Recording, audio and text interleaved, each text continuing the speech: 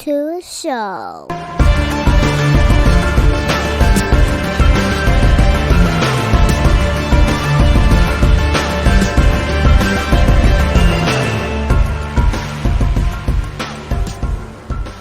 What's going on, everybody? Welcome back to another episode of Off the Mats Podcast. It's me. It's Dante. You know that. You've been here for 80 plus episodes. You know who it is. For this episode, we are welcoming back a good friend of mine and a friend to the podcast, Miss Teanna Taylor. How are you doing today? I'm doing very well. Thank you so much for inviting me back on. Thank you for always being willing to come on and just being my guest. There are times where we have conversations and I'm like, dude, we should be recording this conversation. That's the problem with doing podcasts now. Everything I feel like needs to be recorded. So for this episode, one of the things that I wanted to discuss with you is, kind of the big news with Europe opening back up with COVID and everything going on, but competitions are coming back. Yeah. And I believe in February, the Europeans. Yeah, the Europeans are in February. Yeah.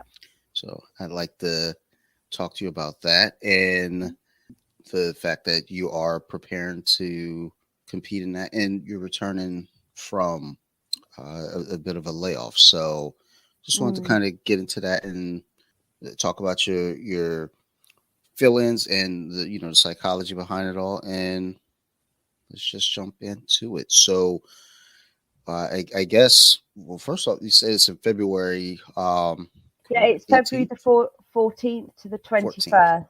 Yeah. Because normally it's in January and it's in Lisbon, but next year, in 2022, it's in February, so it's a month later, and it's in Italy, where they have the Nogi Europeans as well, because I competed there a couple of years ago, so I know the venue. So they'll have the Europeans in February, and so I guess I was for some reason confused, and I'm not sure how I got it mixed up. I, for whatever reason, thought it was going to be in April, because when you told me that it was coming back in February, I was like, oh. It could be that I mentioned the European Masters is in Barcelona around that time. It's around April, May. Okay. Maybe that was it. I know when you mentioned this one, I was like, okay, that's cool. That's a little early, but whatever. I don't make the rules. I'm just, a guy. So it's actually late. The Europeans is actually late for 2022, as I said, because it's normally in January. Yeah, when you said that just now, I was like, huh, okay. I thought it was early, but really it's late. That's why I stay here in the US, because I don't know shit.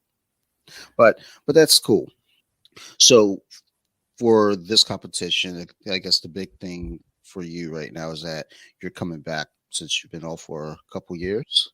Yeah, by the time the Europeans rolls around, it'll be about 2 years, 3 months, around that kind of time.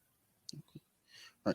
And I guess in one sense too, with COVID being around, people have all kind of been off on some sort of a hiatus. But with you're coming back from surgery, so yeah. your time off is a little.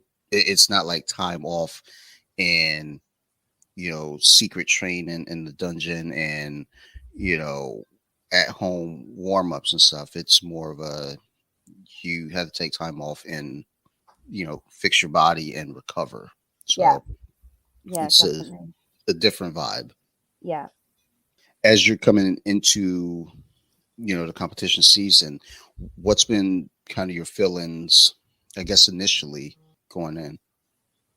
Well, the way I said in, I think one of our first podcasts that we did, that I don't compete for the experience, I compete to win. I remember quite clearly saying that. But now I've had to change my mindset, because I haven't just had an ACL reconstruction. I've also had a second one. I had something called the Lemaire procedure to strengthen my ACL.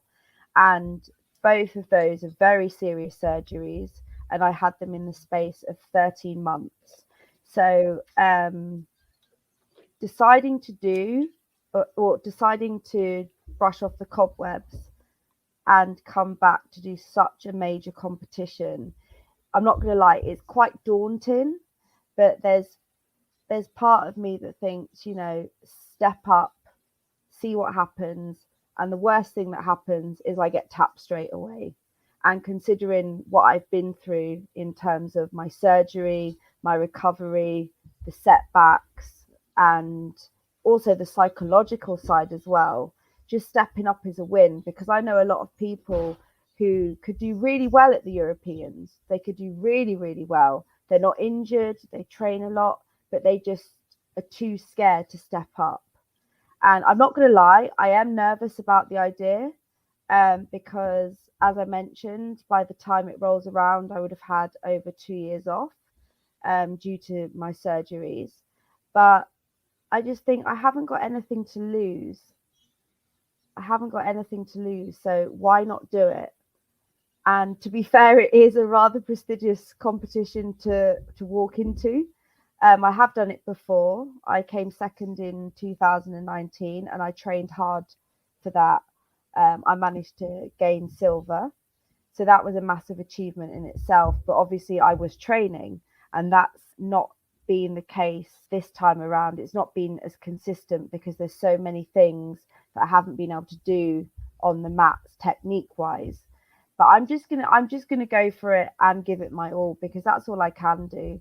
I was just thinking that too, and as we've had discussions about it before as well, coming back from two surgeries, Mhm. and just jumping right into the fray. And I know, as we did discuss, jumping right into this one versus going into, a smaller competition to kind of get your feet wet. It is kind of a timing thing with the recovery also. It sounds like, because I remember, I was excited for you. Yeah, It's like, yeah, this is awesome. And then kind of in the back of my mind, I'm thinking, oh, I mean, that's a hell of a thing to do, coming back from, 2 years off, two surgeries, and you're going to just jump right into the Europeans. All right, cool. It's like, is there anything smaller you can do just to kind of give you like a test run? But it sounds like that's going to be a little too soon. There's like yeah, no in between. yeah. Basically, in Spain at the moment, there are 3 or 4 competitions upcoming, and it's December now. And although the Europeans is only a couple of months away, I want to give myself that extra bit of time to really focus on my quads, get my knee and my leg really strong. Because by the time the Europeans happens, I would have been 11 months post surgery, and that's a decent amount of time, because some people go back after 6 months, after 9 months. For me, I don't want to risk it. So I've had a couple of people ask me, "Oh, are you sure you should be doing the Europeans because you've had severe surgery?" But the thing is, after 11 months is a good amount of time. Um, and there's also nothing to say that getting my feet wet in a smaller competition means that I won't get injured anyway. So, but the fear of injury is still there. Um, and also my confidence has had a wobble, because obviously I've not been training as I would normally for such a big competition. And although COVID happened, most of the people I know were training. So some people may not have been, but the vast majority of people I know are were training during COVID, whether it was underground or whether it was, a lot of people I know have garages, and they map that area and they trained really hard. And I didn't get to do that because I had I couldn't walk. I had very, very severe ACL issues. But I'm still working with Dr. Carl Bescoby, who's my injury sports psychologist. So we're working through some of these issues, and that's helping my confidence. Well, good, good. I know, as I thought about it a little bit too, You never wish anyone to get injured or hurt in any way. But at one point, I was thinking, well, look, there's a time to be kind of out of commission. It's like when things are kind of on a slow run. Although, we all love the sport. So Mm. as soon as COVID hits and they're like, well, yeah, you got to shut everything down. No one can do this. No one can do that. Most grapplers are like, yeah, we're more worried about staph and ringworm and MRSA than we are about COVID. At that point, and that's not to downplay COVID by any means, but the I was joking about it with my friend yesterday, kind of a little bit, just saying, with COVID, it's a serious matter. Yeah, but here on the mats, we're worried about getting, ringworm Yeah. because it's staph, just all those gross yuckies. So I guess if there's anything to be said, with the timing at least, it's like you didn't have to necessarily, while the world was all fully going on and competing and watching competition after competition as you're on the sidelines, it's like, okay, well, during your time off is kind of that plotting time. Like, Yeah. okay, game plan. Yeah, my game has definitely had to change because of my injury. I'm Anyone who's fought me in the past will have a surprise if they fight me again because my game is not the same anymore. I've had to change it. Well, it's good though. It's good to kind of mix things up a little bit, whether it be, just by choice of saying, you know what, I think I want to do things different, or even, you know, as life happens, injuries happen, you might have to switch up to accommodate, for, the recover part, even though, after surgeries, the whole purpose is to, recover and fix, Mm. the injury. We all know when you come back, you're never really, the same person that you were for the most part. So, making that change up definitely has its purposes, but also sometimes it's necessary just as you evolve in jiu-jitsu itself. Yeah, what you just said about coming back from injury is really important because you do have to manage your expectations. Because if I was the same Teanna as I was before I got injured, I would 100% be set on gold, 100%. But to be honest, and I'm not laying out excuses in case I don't win. It's definitely not the case. But if I come out of the competition with no leg pain, no knee pain, and no injury, that's a win in itself. Because I think a lot of people don't realize that the injury itself isn't the main issue. It's the psychological side and the fear of re injury that really, really gets people. And a lot of people don't come back from really severe ACL surgeries. A lot of people don't because they are too scared. So even when the knee is healed, people don't want to fight because they remember the pain, the body remembers the pain, and there are certain positions where the body just almost shuts down because it's so it's so conscious of getting hurt again and it wants to protect itself basically. Sure, absolutely. And I think that's a good learning experience or growth there. Just knowing that, look, I'm going into this with these expectations, not necessarily, you always go in to win. No one goes to compete to not win, but that's not goal number one. Goal number one is to, you know really doing the body check, to make sure, okay, I come out of here in one piece. you know I come out of here, the old saying, you don't lose, you learn.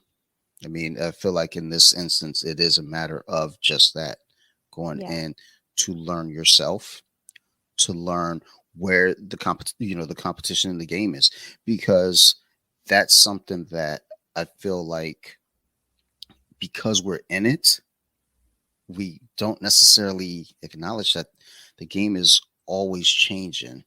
the, small steps, but those Yeah. small steps are huge.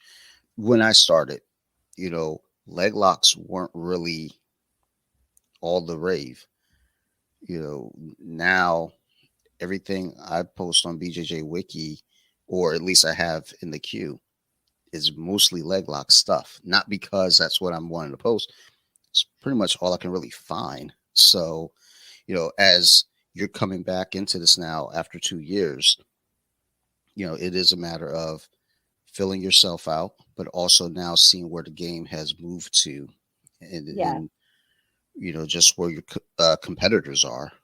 Yeah, it was quite difficult for me to accept that I would be competing in such a big competition and really just doing it for the experience, because I spoke to my coach about this, and he said to me, well, what do you realistically expect, because you've missed so many classes, and when you have been in class, there's been a lot of things that you haven't physically been able to do because of your knee. So changing that mindset, and also changing the language that I use to talk about competition. So instead of I have to compete, I'm saying I get to compete. I'm grateful for the opportunity to compete. I'm grateful that the Europeans is even on, because um, I was actually told, but I emailed the IBJJF a while ago, and they said, yeah, for 2022 it's cancelled, but now it's in February rather than January. So I'm grateful that I get the opportunity to compete. How it's going to go, I can't say. But all I can do is focus on the factors in my control, such as diet, cardio, improving technique, trying to catch up on things that I've missed out on, and my mindset. Those are the things I can control. I can't control my competitors. I don't know their game plan. I don't know what they do. So I just have to focus on me and those factors and elements which are in my control. Because if I start focusing too much on the others, then that's just going to send me down a negative spiral, and I don't want that. That won't be good for my mindset or my jiu-jitsu. Sure, absolutely.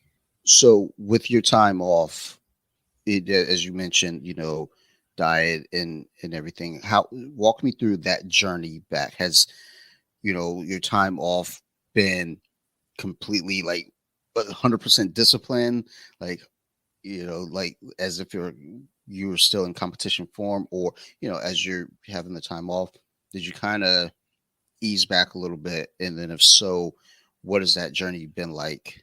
Just trying to get back to the mindset of competed and getting your nutrition kind of on point, and mindset on point. Well, actually, my discipline kind of went out the window, if I'm honest, because the depression that came with the injury was really bad. Because what a lot of people don't know about my injury in particular is that it was so severe, I was immobile for 3 months. And a lot of people have ACL injuries and they don't know they have them, or it might be a partial rupture. But I went from competing twice a month to being literally immobile. There are different levels of ACL injury, and I don't think mine could have been any worse than it was. It was My first one in particular was extremely, extremely severe. And when you tell people you have an ACL injury, they think, oh, yeah, with time you'll be fine. But the amount of pain and the amount of struggle that came with that, a lot of people aren't aware of in my case. And with that came really, really severe depression. I went into a really dark place. Um, so I was actually quite underweight when I had my first surgery, because I'd lost so much muscle in my injured leg.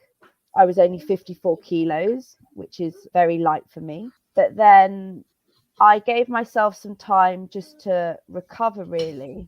I wasn't thinking too much about training. But I was always focusing on competing, which may sound a little bit strange. because you obviously have to train in order to be ready for competition. But with my diet, I wasn't too concerned about that, because the main thing was being able to walk, because no joke, I couldn't walk. It was that bad. My coach, who's my partner, if I have mentioned a few times, had to physically carry me to the bathroom, carry me to the bed. I was in a full leg brace and I was on crutches, and I would still collapse despite all of that support around my leg. So I needed to give myself time to physically recover. And I did gain weight, but I knew it was going to be a temporary thing, because when I've got a competition coming up and I've got the date, I'm very disciplined with my diet. But I can't, it would be inaccurate and false to say that I've been really disciplined for the past 2 years. But the mindset issue is something that has been there. That came in quite early on, because I knew from talking to people that a lot of people don't come back from severe ACL injuries. So that's something I was working on quite early on. But I did give myself time just to be injured. And when I was able to, I went over to the gym and tried to participate the best I could in the classes. But as I mentioned before, there was a lot of stuff I couldn't do. So it's like, if we were doing something like deep half guard, I could do half the technique, but then the rest of it I wouldn't be able to do.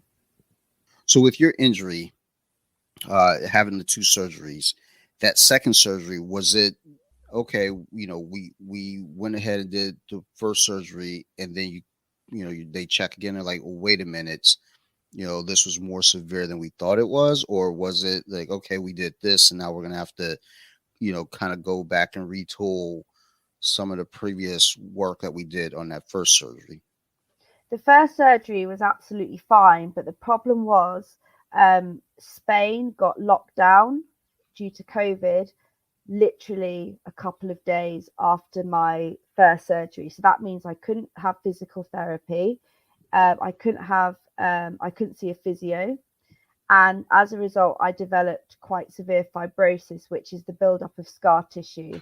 And it can lead to what's called stiff leg syndrome, where you can't straighten your leg properly. So in addition to that, and I didn't basically get the support that I needed with the physical therapy. So that was a major problem. But to be honest, it was a problem that I wasn't too aware of until the fibrosis set in. But then the second surgery was because I re-ruptured my ACL, and I had a different procedure, which the medical literature alleges is an extremely good procedure, the Lemaire procedure, and that was to strengthen the fibers of my ACL, because I had the first surgery was a very severe rupture, complete rupture, for which I needed full reconstruction. The second surgery was for a partial rupture. So what my surgeon did is he reinforced the fibers of my ACL. But again, the recovery time for that was near enough as long as the first surgery. So it wasn't that anything went wrong or there were any mistakes. It's that I had another rupture. So I was just extremely unfortunate that I had a second rupture. Yeah, Extremely unlucky. And again, that sent me into a spiral of depression as well. And it's sure. very, very difficult to come back from such serious injury, because you remember the pain. That's probably one of the worst things. You remember the pain, you remember what it felt like, and you just don't want that to happen again. I think first off, anyone who's done jiu-jitsu, especially long enough, we've encountered some sort of injury, and the severity of the injury it varies.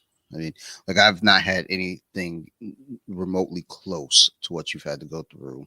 I mean, for jiu-jitsu, my injuries have ranged from, ribs and, ankle, in things that I recover from in, maybe a couple months.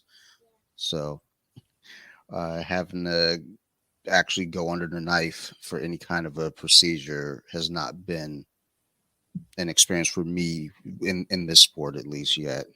But, so I can say that I've been fortunate in that regard. So with coming back from, such a devastating injury, and now you're getting prepped for the Europeans, or is there, with, I guess, the new adjustments to your game, how is it changed is in terms of, what you're focusing on? Um, I'm not going to give too much away, just in case So anyone's I, listening to who I I'm thought going of, to fight. I thought about that. I was like, well, I don't want to ask her, like, so tell us, like, your specific game plan that you're going to use first match, second match. No, my game plan has changed because it's had to change. But I think there's sometimes the expectation of when you have to change your game that it's going to be worse because you're not the fighter you used to be, but you can actually be better. And being injured has given me the chance to work on techniques that I wouldn't have otherwise have been focusing on. So that's been positive. And even just I've been teaching the fundamentals and just going back to basics, because something I always say is that the fundamentals never get old. They never ever get old. So going back to basics has helped. Um, and my game plan has changed in the sense of what I can do with my knee, and I'm often using the other knee instead. Yeah, in jiu-jitsu, whenever we're drilling, they always say drill both sides because you never know when you'll have to use that other side. And Mm. I'm still very stubborn about this. Like, nah, we're not gonna use that side. Like, there's no way you're gonna force me to use my weak side. And then the other night, I got forced to use my weak side. I was like, well, fuck. Yeah, Like, so I think when you're in a situation where now you have to kind of rely on the opposite side, it does strengthen your game. It makes you a better overall grappler. So it's pretty cool. And just again, realizing techniques now that you wouldn't normally have used. yeah, It's a yeah, and blessing in disguise. yeah, definitely. And there are some good takeaways from it. My weak side has now become my strong side. I can still do techniques both sides, but what I considered as my weak side before is now my strong side. So there's been some surprisingly positive things that have come out of it as well. It hasn't all been depression and doom and gloom. Well, yeah, I would imagine not. I mean, because I think there's also kind of that feeling of the phoenix rising type thing. It's like, Yeah, people assume, oh well, there's no way you're coming back from that. Like, you can't. That's, it's too tough to come back from two, knee surgeries, and then just thinking, oh, you'll be fine. But there is a beauty in that, phoenix rising. So, in also with further preparation to, like, have you been doing like any, I guess, film study, or even reading, like, for that matter, on, just kind of mindset for competition, things like that? absolutely. Yeah, I've been doing that for a good few months, even before I knew the Europeans was on, because mindset something I've been working on for years, literally about 8 years, if not possibly a little bit longer. And as my knee has started to recover and I've been getting back on the mats, I've never underestimated the importance of mindset. So I'm currently reading a book called Mind Gym, which is about athletes in excellence. It's a very, very good book. Highly recommend it. Can't remember offhand who the author is, but yeah, it's called Mind Gym.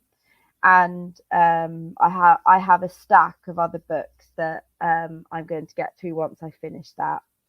But yeah, the mindset is so important because, as I said before, you could be recovered physically, but it really affects you psychologically being injured. So I make sure I try and stay on top of that. I listen to a lot of motivational speeches. I know a lot of people think that's lame. I know this because people unfollow me, or they say, "Oh, your positive quotes, can't be doing with those." And it's just like, they're for me, they're not for you. My Instagram, my Facebook, it's for me, it's not for you. You don't know. People know my Instagram, they don't know me. And what I post is for me. It's not to impress people, it's not to appear as someone I'm not. I'm very, very real, and I'm very, very genuine. And what I post is a reflection of me, but I don't always go very, very deep because some things are just none of other people's business. Sure, sure. I think that's an important thing, though, that you kind of point out there is, when you're putting up positive and motivational posts on Instagram, Facebook, social media, period, there is this thing with some people where they're like, oh God, like enough already. And it's like, but you don't have to look either, you Yeah, know? Like when I post on BJJ Wiki, and I think people have kind of gotten to the point where they understand that now. I used to get attacked for something I would post, and I'm like, well, you made the choice to look at this. I yeah, didn't force your eyes on this. So you keep posting your motivational posts. I like them. I repost them in the stories sometimes. I have them in my queue to repost on my regular feed as well. So I dig it. And if it's helping you, good. If anybody else gets something out of it, even better. But, for yeah, those, people who, like to judge people based off their social media, it's like, dude, I have 12 Instagram accounts and all of them are so different. So if you're trying to judge anyone off of their social media, good luck. Well, maybe that might say something about me, man. I got 12 fucking personalities. I don't know. Maybe I need to have this discussion with my therapist. Like, but I think also there's this like stereotype. If a black belt was posting some of the things I was posting, no one would bat an eyelid. There were a couple of black belts who reposted something I had posted, but they didn't tag me in it. And it got all this praise. But because I'm a blue belt, and there's the whole stereotype of, oh, blue belt, you're on a journey, which you actually are, but some people think it's lame to say. And I'm definitely on a journey because I'm on a journey back to the mats from 2 severe surgeries.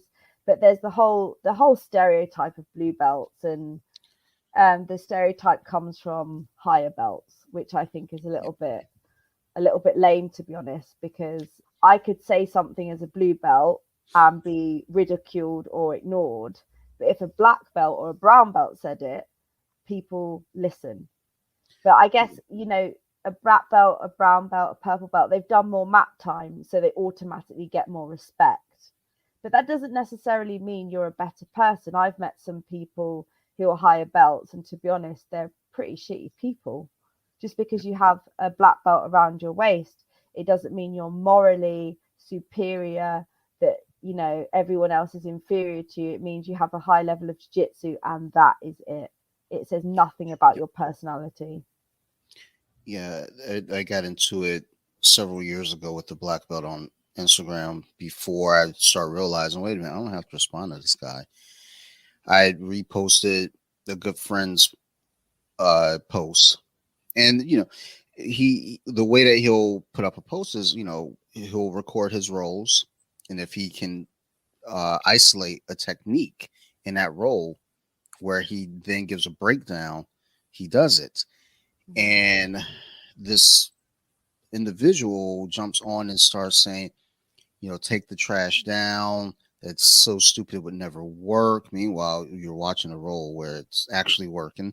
He's like, it'll never work. It's so dumb. Like, get out of here, white belt, blah, blah, blah, blah, blah, blah. So me being me at the time, I'm petty and I like to, I'm going to dig into your life now. I want to know everything. So I find out his name. Oh, cool.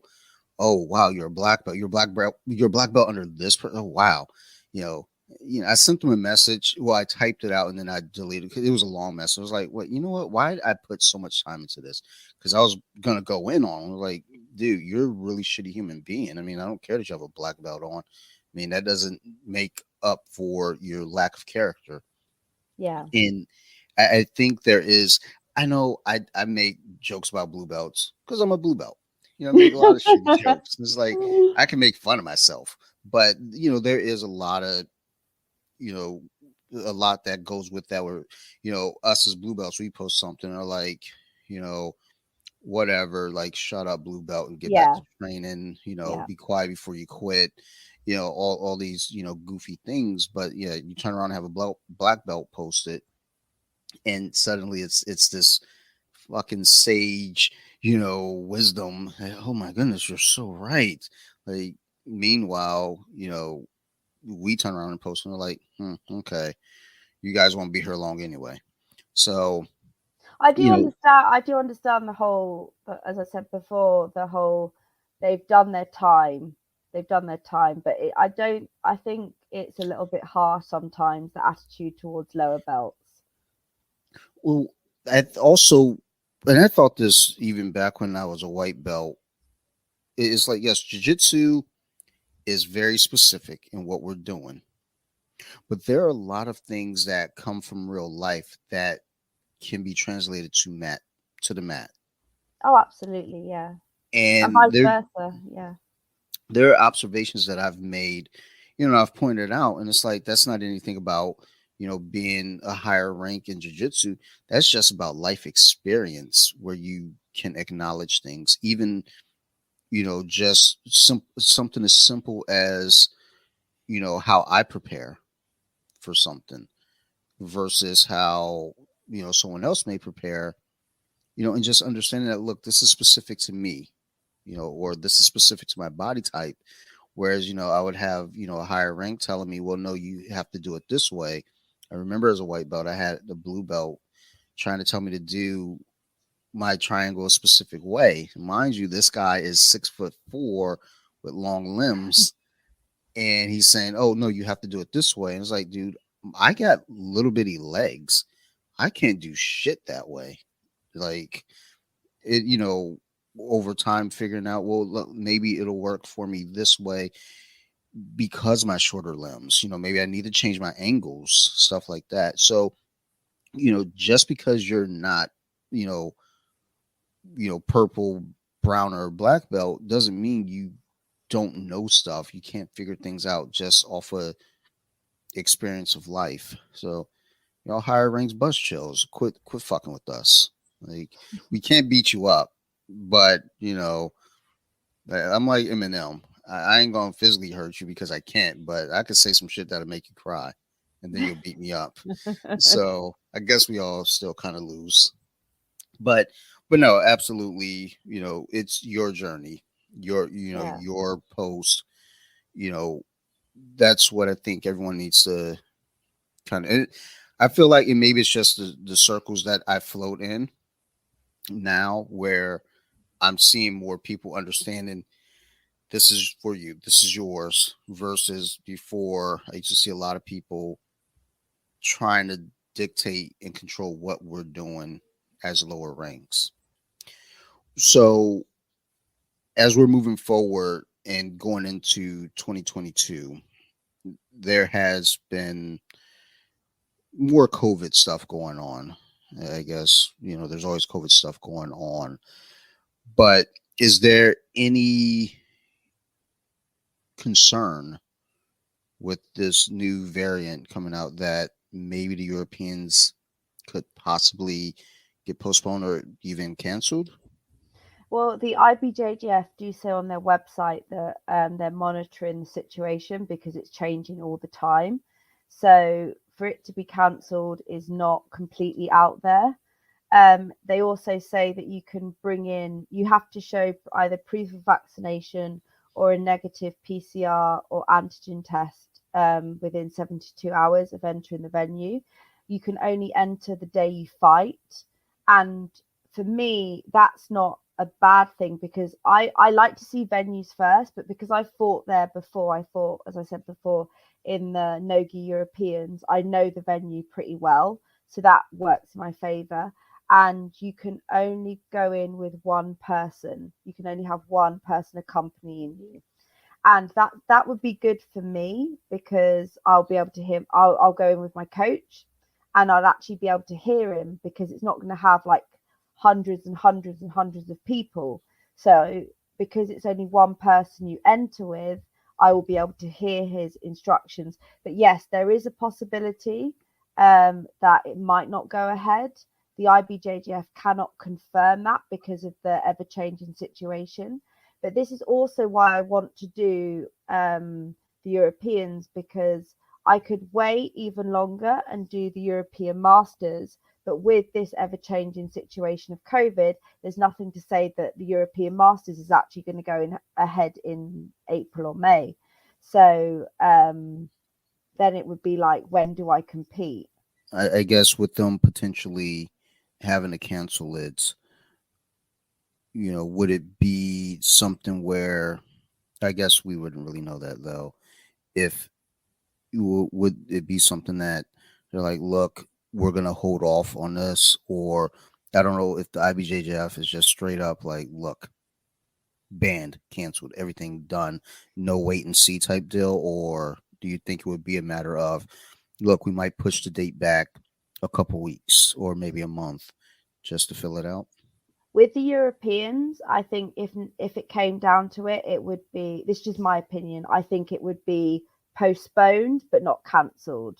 However, the European Masters possibly would face cancellation, but again, I'm not sure. I know the Masters Worlds normally takes place in the US in August, and that's been pushed back to this month.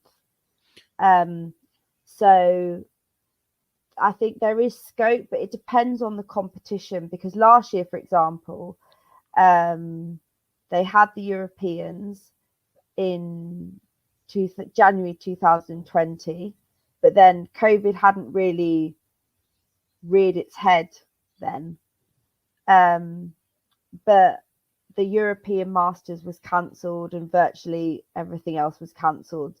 So it really does depend on the situation and how it evolves. But the IBJJF can't control that. But it's the IBJJF is essentially a business, and if Americans and Brazilians cannot travel to Europe, then it's not worth their while. So depending on the competition, it will be cancelled. But I think something like the Europeans, especially with it being open for registration now, I think the worst case scenario would be that it's pushed back. However, that said, if there are severe travel restrictions for Americans and for Brazilians, then that might be an issue, because normally it takes place in Lisbon, and you can get a direct flight from Brazil to Lisbon. I'm not sure if you can get a direct flight from Brazil to Italy. Okay. Well, that's, I guess what gets in my mind about that is, again, as people are prepping, and I see it, I've seen it here in the US a little bit as things have kind of continued on. Everything's been going as scheduled, it seems like. But now with this new variant, the question, I guess, like I asked, is, the potential of it moving, being postponed versus just outright canceling altogether. So, but that makes sense with the travel, because I guess I wasn't even really thinking about. Whenever I think about like the Europeans, it's like, okay, cool, it's pocketed there, it's you all over there, and then not realizing that, well, yeah, you do have the Brazilians that come over there, Americans that'll come over there, but if we can't get into the country because of travel restrictions, yeah, that definitely would probably cut down on a good chunk of people coming Yeah. through to compete. So, And then that means that the IBJJF doesn't make as much profit, so they have to work out whether it's worth even holding the event. So that's something else that they have to consider. So I just keep an eye on the website and what they say. But really, I mean, the IBJJF get a lot of stick. They get a lot of criticism from people, but there's only so much that they know and they can control themselves with regards to COVID. I have some small static with them myself, so I could tell by your facial expression when I said that. It's not anything major. It's just like I have a medical condition. Come on, dude, bend just a little bit, just a little. But what I mean, the solution wasn't terrible. It's just if I had to go more than one match, that solution wouldn't hold up for me. Right. Or also, there's just a lot of self-conscious stuff going on with it. So, thanks, guys.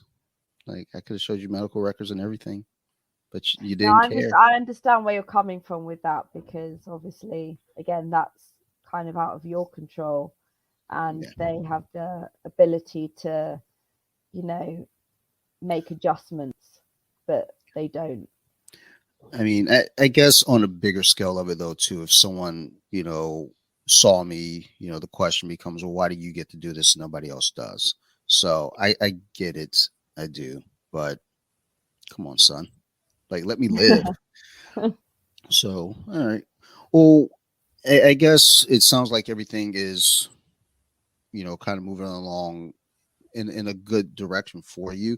I'm happy to hear that. I'm glad that you're better. I'm glad that you're back and really getting into work. So, that's the important part. There is, getting to be Teanna, getting to feel yourself again.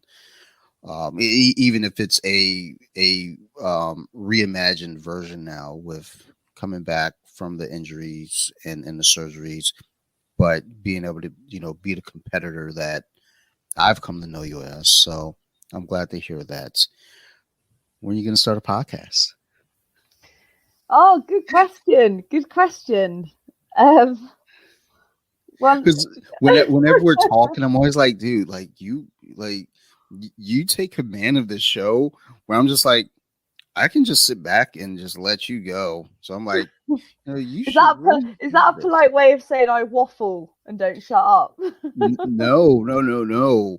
It's like when you're talking, it's like I'm like tuned in. I'm like, yeah, more. Tell me more. Like versus like I know I've carried on. It's just like when I'm playing it back and listening, I was like, dude, shut the fuck up. How do you have a podcast? Whereas like you should have a podcast. Like I should not. I have 3 of them. And it's like, why? Why do you have 3 podcasts that all come out one day after each? It's like Monday, Tuesday, Wednesday. Dude, nobody wants to hear Dante 3 straight days. And sometimes I'm on Nerd Rage, so that's 4 straight days. And then I did another podcast with another friend. I was on a podcast every single day of the week, back in the beginning or the end of November. So if you guys want your fill of Dante, that week before Thanksgiving, I was on every single day of the week. It sucked.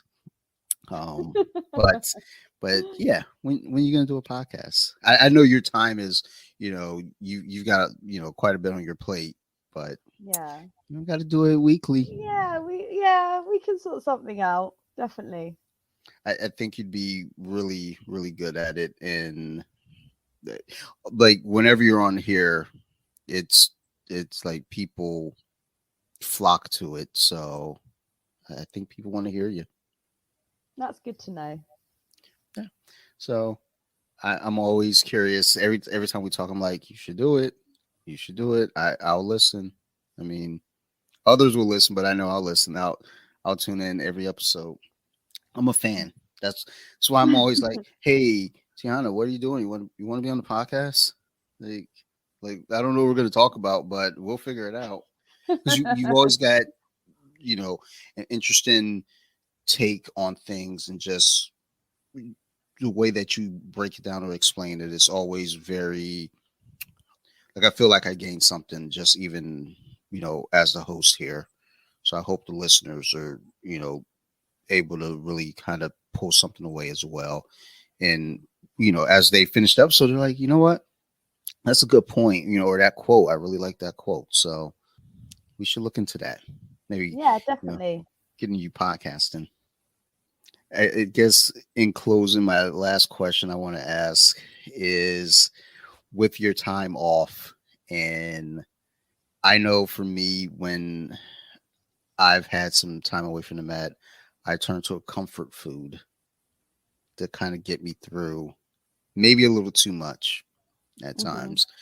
What's the comfort food that you turn to during your time off that kind of kept you sane? Fries and chocolate. We share that in common. But now I have this date for the Europeans. I'm much more disciplined, Good. much more, because I have to be, because my cardio obviously suffered, my technique suffered, so I need to control the variables that I can in order to perform at my best, and one of those is diet. Okay. Good. Yeah, Good. Like I said, with chatting with you, away from the podcast, I can hear, you're there, you're dialed in, you're ready to get back out there on the mat. I can't wait for you to get out there on the mat, and I'll I'll be sure to tune in on Flow Grappling. Even though you said don't, I was like, you know what? Then fine, I won't. no, you Not can, you can. I'll let not you. maybe not during. I was like, you know what? Maybe like I'll like go back later. Like, okay, like I watched it after the fact. Okay, you told me you won. Cool. Like, is it okay if I watch now? I like your Um, faith in me. I like your faith in me. You told me you won. I'm an optimist. You know, I I I, I expect the best, but always prepared for the worst. So Yeah. that's always been my mindset. So I guess we'll go ahead and wrap up here. Teanna, as always, thank you very much for doing this. I always have a great time when you come on as a guest, so thank you so much. Thank you for having me on. I really appreciate it. Absolutely. Uh, Shout outs, mentions. Let's Yes. hear them. Yeah, I absolutely have to give a shout out to Chris at Excess Guard Mouth Guards, who's one of my sponsors. Also, shout out to Hyperfly Europe for having faith in me. Huge shout out to Dr. Carl Bescoby, who's my injury sports psychologist. And also, I'd like to give a shout out to Chris at Enhanced Official. Enhance is a CBD brand that's recently launched in the UK. Was previously in America and still is. Chris has taken me on to represent the brand and to promote it, and I will give you the link for which people and listeners can obtain a 10% discount with the code BJJ10. Right. Excellent. Well, thank you for that. And I'll go ahead and put those bits of information in the show notes as well. And as always, to you all that are listening, thank you so very much for hanging in there with me, because some episodes are really, really good like this. And then there's some episodes that are just, it's Dante phoning it in. Although those are some of the episodes that seem to actually do pretty well. So maybe you guys just like hearing me fuck up. I don't know. But all the same, thank you to everyone. I love you all. This is always a fun experience. I get nervous every time I turn the microphones on, but the guests, you all help very much in calming my nerves, and then also just in general, the support that I get from the listeners. Thank you so much. I'd like to also give a shout out to Armbar Attic. That's a t-shirt apparel group run by Eric and Allie out in Denver, Colorado. And stay tuned. They are going to be on very soon as guests. I'm really excited for that. So, Armbar Attic, thank you guys. Also, big shout out to Nerd Rage Radio. My friends over there, Bobby, Chris, and Joe. Uh, Thanks for everything you guys do and getting me started in the podcast and having me on as a guest every so often. And also big shout out to Colompton Social Club, my other podcast that, we review beers, I guess. That wasn't the plan. It was really just us talking shit. But now we review beers because breweries follow us. So I guess we listen to the people. And stay tuned for a new upcoming podcast called So You Like Horror. It is a horror movie podcast. We actually just recorded the very first episode with all of the guest hosts that are going to be on the show. And we got to have a really, really fun discussion about horror movies and our feelings on certain subgenres within the genre. So stay tuned for that. That's going to be coming on January 7th. So I'm excited about that. But like I said, thank you, everyone. If you have any questions, concerns, always feel free to reach out to me at bjj.wiki on Instagram or Off the Mats Podcast on Instagram. The email address, if you want to send an email, I guess people still do that. I didn't know. All I get are like spam emails, but I think people actually still send emails. I'm at offthemats2020 at gmail.com. And that's really it. You want to be a guest, reach out to me. I had somebody reach out the other day. So I'll have him on as well. So thank you so much. And as always, you guys keep listening and I will keep making these shows. Thank you so much, everyone. Love you and ciao.